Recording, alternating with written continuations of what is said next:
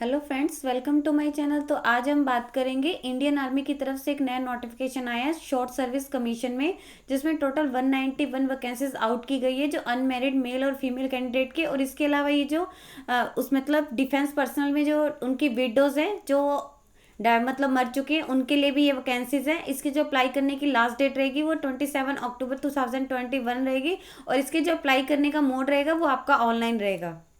अब हम बात करेंगे एसएससी के जो टेक्नीशियन है या एसएससी विडो के जो टेक्नीशियन है उनकी एज लिमिट के बारे में। तो इनकी जो एज है वो 20 से 27 के बीच में होनी चाहिए। और आपकी जो ये एज है वो 1 अप्रैल 2022 तक काउंट की जाएगी। इसके अलावा इन्होंने कहा कि जो कैंडिडेट का जन्म हुआ वो 2 अप्रैल 1995 से 1 अप्रैल 2002 के बीच में हुआ हो। और इसके अलावा ये जो दोनों डेट्स है वो इसमें इंक्लूड हैं। और इसके अलावा इन्होंने बताया हुआ है कि जो विडो डिफेंस पर्सनल की विडो है, यानी कि जो हार्नेस में मर चुके हैं, उनके लिए जो एज लिमिट रहेगी वो मैक्सिमम उनकी 35 तक की एज तक वो है जो अप्लाई कर सकते हैं। और उनकी जो ये एज काउंट की जाएगी ये 1 अप्रैल 2022 तक की जाएगी। और इसमें जो उनकी डेट ऑफ बर्थ है वो जो भी उनके मेट्रिकुलेशन सर्टिफिकेट में या सीनियर सेकेंडरी सर्टिफिकेट में होगी वो उसके अकॉर्डिंग काउंट की जाएगी। उनमें मतलब कोई वेरिएशन नहीं होनी चाहिए। अगर वो वहाँ पे कोई और डॉक्यूमेंट जमा करवाने और बाद में तो उनकी जो सिलेक्शन जो उनकी जो रिजेक्ट कर दिया जाएगा उनका जो फॉर्म होगा। इसके अलावा हम बात करेंगे एजुकेशनल क्वालिफिकेशन के बारे में कि आपको अप्लाई करने के लिए कौन कौन सी मिनिमम क्वालिफिकेशन चाहिए। तो इसमें लिखा है कि candidate should have pass the engineering degree course जिसके लिए वो अप्लाई करें, या तो वो उसके क्लियर कर चुका हो, मतलब उसके जो है, या फिर उसके जो फाइनल सेमेस्टर में हो, या फिर उन्होंने लिखा हुआ है कि जो भी अगर उन्हें अप्लाई कर रहे हैं कि वो उनका फाइनल सेमेस्टर रह गया है तो उन्हें जो भी उनकी प्रीवियस सेमेस्टर्स की या जो भी डिग्री वगैरह होंगे, डॉक्यूमेंट होंगे, वो जमा करवाने होंगे 1 अप्रैल 2022 से पहले। इसके अलावा लिखा है कि उनका कोई भी बैकलॉग नहीं होना चाहिए। अगर उनका कोई बैकलॉग है तो वो इसके लिए मतलब अप्लाई नहीं कर सकते, उनका फॉर्म है सीधे के सीधा रिजेक्ट कर दिया जाएगा। इसके अलावा यहाँ पे इन्होंने बहुत से नोट लिखे हुए हैं कि जो भी फाइनल ईयर में अपीयर करना चाह रहे हैं तो वो उनका जो है शेड्यूल होना चाहिए कि उससे पहले शेड्यूल होना चाहिए। अगर उनका बाद में होता है कि 1 अप्रैल 2022 के बारे में तो उनका जो वो इसके लिए एलिजिबल नहीं है। और भी बहुत से नोट दिए गए हैं तो आप एक बार यहाँ पे चेक कर सकते हैं। अब हम बात करेंगे जो एजुकेशनल क्वालिफिकेशन है वो विडो के लिए क्या रहेगी। तो यहाँ पे लिखेगी जो शॉर्ट सर्विस कमीशन विडो के लिए नॉन टेक्नीशियन में, तो उसमें जो है ग्रेजुएशन होनी चाहिए, किसी भी डिसिप्लिन में हो सकती है आपकी जो ग्रेजुएशन है। इसके अलावा जो एसएससी टेक्नीशियन में रहेगी तो लिखा है कि बीई या फिर आपकी जो बीटेक है जो भी उसमें इन एनी इंजीनियरिंग स्ट्रीम में हो सकती है। तो इन लिखा हुआ है कि इसमें भी यही लिखा है कि कैंडिडेट को studying in the final year of degree क्यों, तो उन्होंने अपना जो भी उनका प्रूफ रहेगा, जो भी उनके प्रीवियस सेमेस्टर की मार्कशीट डिटेल्स रहेंगी वो उन्हें जमा करवानी होंगी। तो एक बार ये चेक कर लीजिएगा कि आपको मतलब ये नहीं है कि आपके बैकलॉग पड़े हो तो आप तब भी अप्लाई नहीं कर सकते हैं। अब हम बात करेंगे कौन कौन सी स्ट्रीम में कितनी कितनी वैकेंसीज है। इसके अलावा यहाँ पे इन्होंने दिया हुआ है कि कैंडिडेट को जो है एक बार इंश्योर कर लेना है कि उनकी जो इंजीनियरिंग स्ट्रीम है वो किस किस के इक्विवेलेंट हो सकता है, तो वो उसी में ही अप्लाई कर सकते हैं। और उसमें कितनी वैकेंसीज है जैसे यहाँ पे इन्होंने दिया हुआ है, फर्स्ट है सिविल बिल्डिंग कंस्ट्रक्शन टेक्नोलॉजी में, तो इनमें ये इसके इक्विवेलेंट है जैसे civil engineer, civil engineer, structural engineer. तो ये आप एक बार चेक कर लीजिएगा ये इसके इक्विवेलेंट है। और इसमें टोटल 41 वैकेंसीज है। देन नेक्स्ट आपका है आर्किटेक्चर, इसमें भी टोटल 5 है आर्किटेक्चर इंजीनियरिंग, आर्किटेक्चरल इंजीनियरिंग, तो इसमें टोटल 2 वैकेंसीज है। मैकेनिकल है नेक्स्ट, इसमें 20 वैकेंसीज है। इलेक्ट्रिकल इलेक्ट्रॉनिक्स में टोटल 14 वैकेंसीज है। Computer science and computer technology में 32 है। और जो इंफॉर्मेशन टेक्नोलॉजी है उसमें 9 है। और इलेक्ट्रॉनिक एंड टेलीकम्युनिकेशन में 5 है। टेलीकम्युनिकेशन में 3 है। और जो इलेक्ट्रॉनिक एंड कम्युनिकेशन में 8 है। सैटेलाइट कम्युनिकेशन में 2 है। इलेक्ट्रॉनिक्स में 2 है। जो माइक्रो इलेक्ट्रॉनिक्स है उसमें भी 2 है। माइक्रो इसके अलावा जो एरोनॉटिकल है उसमें 5 है। रिमोट सेंसिंग में 1 है। इलेक्ट्रॉनिक एंड इंस्ट्रूमेंटल में टोटल 4 है। प्रोडक्शन में 1 है। और ऑटोमोबाइल इंजीनियरिंग में 3 है। इंडस्ट्रियल मैन्युफैक्चरिंग इंडस्ट्रियल इंजीनियरिंग में टोटल 2 है। और बैलिस्टिक में 1 है। बायोमेडिकल इंजीनियरिंग में 1 है। यहाँ पे ट्रांसपोर्टेशन में भी 1 है। टेक्सटाइल में 1 है। फूड टेक्सटाइल में 1 है। एग्रीकल्चर में 1 है। और यहाँ पे मेटलर्जिकल में भी 1 है। और यहाँ पे बहुत सारी दी हुई है तो आप इसके सामने देख सकते हैं कि अगर आपने ये की है जैसे मैकेनिकल और उसके सामने बहुत सारे दिए हुए हैं, अगर आपने मैकाट्रॉनिक में की है, मैकेनिकल इंजीनियरिंग में की है तो ये सभी मैकेनिकल में ही मानी जाएंगी। और इसके आगे इनकी वैकेंसीज दी हुई हैं तो आपको ये रहेगा कि आप इसमें अप्लाई कर सकते हैं। इसके अलावा नेक्स्ट में दी हुई है कि जो for short service commission technician की दी हुई है तो आप एक बार यहाँ से जाके चेक कर सकते हैं।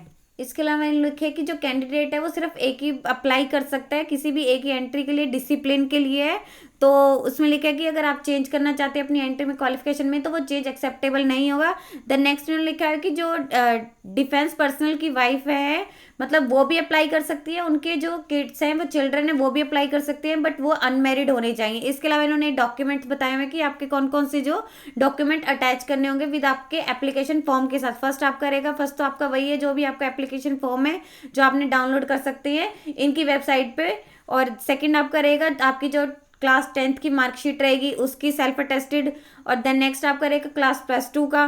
देन नेक्स्ट आपका होगा जो भी आपने डिग्री सर्टिफिकेट की है उसका सर्टिफिकेट होगा। अगर आप मैरिड हैं तो मैरिड का आ जाएगा कि हाँ। देन अगर आपके मतलब हस्बैंड की डेथ हो चुकी है तो आपका उसका सर्टिफिकेट होगा, प्लस आपका अगर किसी भी कम्युनिटी से बिलोंग करते हैं उसका सर्टिफिकेट होगा। देन नेक्स्ट आपका होगा फिजिकल कैजुअली जो भी आपकी जो है बैटल में इनिशियल रिपोर्ट है। देन नेक्स्ट आपकी जो है डिटेल रिपोर्ट आ जाएगी। आगे यहाँ पे डिटेल दिए तो आप एक बार चेक कर लीजिएगा, ये सर्टिफिकेट आपको चाहिए होंगे। इसके अलावा जो आपको डॉक्यूमेंट बताए हैं जो इसमें 5th नंबर पे है मतलब ऑर्डर ऑफ मैरिज का, और जो 9th नंबर पे है वो जो आपके जो है वो एक ऑफिसर यहाँ पे जिसका मेंशन किया हुआ है उसके द्वारा अटेस्टेड होने चाहिए।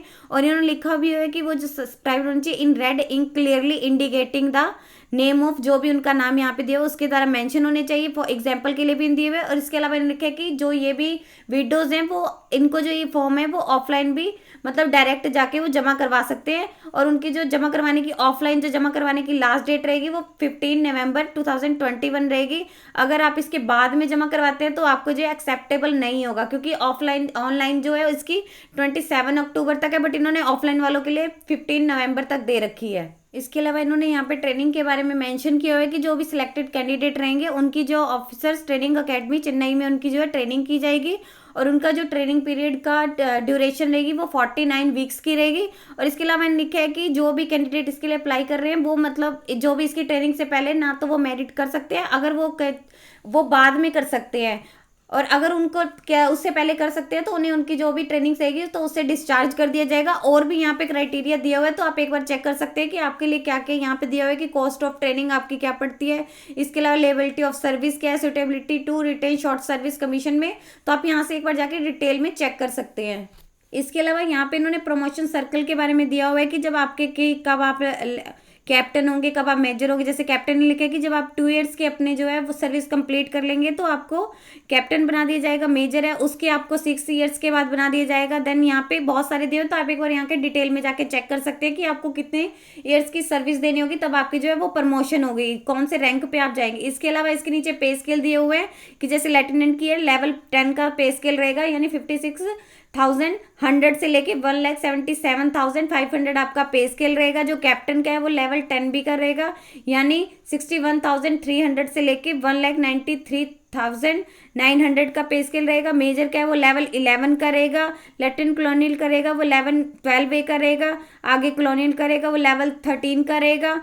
ब्रिगेडियर का 13 का रहेगा। मेजर जनरल का 13A का रहेगा। मेजर आगे लेफ्टिनेंट जनरल HG स्केल का रहेगा 11-15 का। तो आप यहाँ पे जाके चेक कर सकते हैं कि क्या क्या पे स्केल रहेगा, तो आपको डिटेल मिल जाएगी कि ये आपका है। इसके अलावा यहाँ पे इन्होंने लिखा है कि आपको जो कौन कौन से अलाउंसेस दिए जाएंगे। फर्स्ट आपको जैसे फ्लाइंग अलाउंसेस दिया जाएगा, या फिर आपको अदर DNS अलाउंसेस, पैरालाइस, पैरा जंप इंस्ट्रक्टर लाइस। और इसके अलावा जो आपको हाई एल्टीट्यूड अलाउंसेस दिया जाएगा। देन यहाँ पे है राशन यूनिफॉर्म अलाउंसेस दिया जाएगा। Ration in kind if you are in peace and field areas, transport allowance दिया जाएगा। देन नेक्स्ट आपका है चिल्ड्रन एजुकेशन अलाउंस दिया जाएगा। उनके भी आगे दिए हुए हैं कि जैसे उन्हें क्या क्या दिया जाएगा। इफ अगर वो हॉस्पिटल सब्सिडी में है तो अगर वो मतलब हॉस्टल में रह रहे हैं तो उन्हें वो भी दिया जाएगा। देन नेक्स्ट आपका है, तो आप एक बार जो भी यहाँ पे आप एक बार डिटेल में जाके चेक कर सकते हैं कि आपको कितना कितना मिलेगा। तो अब हम बात करेंगे इसके सिलेक्शन प्रोसीजर के बारे में। तो जैसे कि फर्स्ट इसमें होगा जो शॉर्ट लिस्टिंग ऑफ कैंडिडेट की, जो भी इसकी एप्लीकेशंस की होगी वो शॉर्ट लिस्टिंग होगी। तो वो शॉर्ट लिस्टिंग होगी मतलब आपके जो भी इंजीनियरिंग में मार्क्स है तो उसकी एक जो है कट ऑफ लिस्ट, जो कट ऑफ मार्क्स होंगी, परसेंटेज होगी, वो फिक्स की जाएगी। और वो जब फिक्स की जाएगी वो इन्होंने यहाँ पे दिया हुआ है कि MOD army integrated HQ, headquarter of MOD army, इनके द्वारा ये राइट है कि वो कितनी वो उस पर इंश्योर करेंगे, तो वो उसी के बेस पे की जाएगी। देन नेक्स्ट आपको होगी वो सेंटर अलॉटमेंट होगी। तो उन्होंने लिखा कि जो भी आपके एप्लीकेशन होंगे वो शॉर्ट लिस्टेड होने के बाद जो उन्हें मतलब सेंटर अलॉट किए जाएंगे, तो वो उन्हें वह ईमेल आईडी की दी जाएंगे, जो भी वो अपने एप्लीकेशन फॉर्म में ईमेल आईडी भरेंगे। तो लिखा है कि जो कैंडिडेट को जो है वेबसाइट पर लॉगिन करना होगा और उन्हें सिलेक्ट करना होगा जो भी उनकी डेट रहेगी कि वो कौन सी डेट जो भी उस पर अवेलेबल होंगी। और जो ये डेट्स होंगी ये फर्स्ट का मतलब पहले आओ पहले पाओ के आधार पर होगी, first come and first serve. तो इसके अलावा लिखा है कि जो भी इसके आपका जो सिलेक्शन प्रोसीजर होगा, तो उन्होंने लिखा है कि the option to select the, जो भी इसके लिए डेट्स होंगी वो आपको जो है जो भी उस पर मतलब जो भी आएगी अवेलेबल आएगी वो आपने सिलेक्ट करनी होगी। इसके बाद लिखा है कि जो भी शॉर्ट लिस्टेड एलिजिबल कैंडिडेट होंगे, जो भी उसके परसेंटेज होगी उसमें, तो उसके आधार पर है जो उन्हें बुलाया जाएगा। देन उसमें है कि इसके टोटल 2 सिलेक्शन प्रोसीजर होते हैं, मतलब स्टेज 1 और स्टेज 2 होते हैं, तो दोनों को क्लियर करना कंपलसरी है। अगर कोई भी कैंडिडेट जो है वो स्टेज 1 में मतलब क्लियर नहीं कर पाता है तो उसे सेम डे रिटर्न कर दिया जाएगा। और जो इसके SSB इंटरव्यूज की जो टाइमिंग रहती है, ड्यूरेशन रहती है, वो टोटल 5 डेज की है। और इन्होंने लिखा है कि जो डिटेल्स है इसकी ऑफिशियल वेबसाइट है वहां पर भी अवेलेबल है, यहाँ पे इन्होंने वेबसाइट भी दी हुई है। तो उसके बाद उसको जो है एक मेडिकल एग्जामिनेशन पे में से मतलब सेकंड स्टेज के बाद उसे जो है वो मेडिकल एग्जामिनेशन होगा। जो मेडिकल एग्जामिनेशन है उसके स्टैंडर्ड है वो आप इसकी वेबसाइट पे जाके चेक कर सकते हैं, वहाँ पे इसका प्रोसीजर भी है क्या रहेगा। देन इसके बाद लिखा है कि अगर उसमें वो फिट हो जाता है देन उसको जो है वहाँ पे कर दिया जाएगा, अगर उसको जो है रिजेक्ट कर दिया जाएगा। इसके अलावा लिखा है कि जो ट्रैवलिंग अलाउंसेस है उसके लिए क्या एनवायरमेंट है, जो भी कैंडिडेट है जो इसके SSB इंटरव्यू के लिए मतलब जा रही हैं, तो उन कैंडिडेट को जो है ये ट्रैवलिंग अलाउंसेस दिया जाएगा। तो इन्होंने लिखा है कि जैसे AC tier two and fro आने और जाने का, रेलवे फेयर, रेलवे का किराया, बस का किराया, इंक्लूडिंग रिजर्वेशन कम स्लीपर चार्जेस जो भी रहेंगे विद इन इंडियन लिमिट्स के आधार पे। इसके अलावा ये उन्हें मिलेंगे जो कैंडिडेट फर्स्ट टाइम जो है इसके इंटरव्यू में जा रहे हैं। इसके अलावा लिखा कि जो कैंडिडेट पहले भी अप्लाई कर चुके हैं इसके इंटरव्यू के लिए उन्हें इस सुविधा से मतलब उन्हें ये सुविधा नहीं दी जाएगी। इसके देन नेक्स्ट है कि मेरिट लिस्ट तैयार की जाएगी, जो भी कैंडिडेट होंगे उनको मेरिट लिस्ट होगी तो वहाँ पे उनका इंटरव्यू होगा, देन वो है। इसके अलावा इन्होंने यहाँ पे लिखा है कि मतलब अगर कैंडिडेट चाहे कि वो अपना इंटरव्यू डेट वगैरह चेंज करना चाहता है तो वो चेंज नहीं कर सकता है। और उन्हें जो भी कंफर्मेशन दी जाएगी, जो भी वो ईमेल आईडी भरेंगे या जो भी उनका फ़ोन नंबर होगा उस पर या थ्रू SMS दी जाएगी। यदि आपको इस वीडियो से रिलेटेड और अधिक जानकारी चाहिए तो आप इसकी ऑफिशियल वेबसाइट पर जाकर चेक कर सकते हैं, जिसका लिंक मैं आपको डिस्क्रिप्शन बॉक्स में डाल दूंगी। यदि आपको इस वीडियो से रिलेटेड कोई भी क्वेरी है तो आप हमें कमेंट सेक्शन में लिख के बता सकते हैं। वीडियो अच्छी लगी हो तो प्लीज़ लाइक एंड शेयर। इस तरह के और वीडियोस को देखने के लिए आप हमारे यूट्यूब चैनल को सब्सक्राइब कीजिए।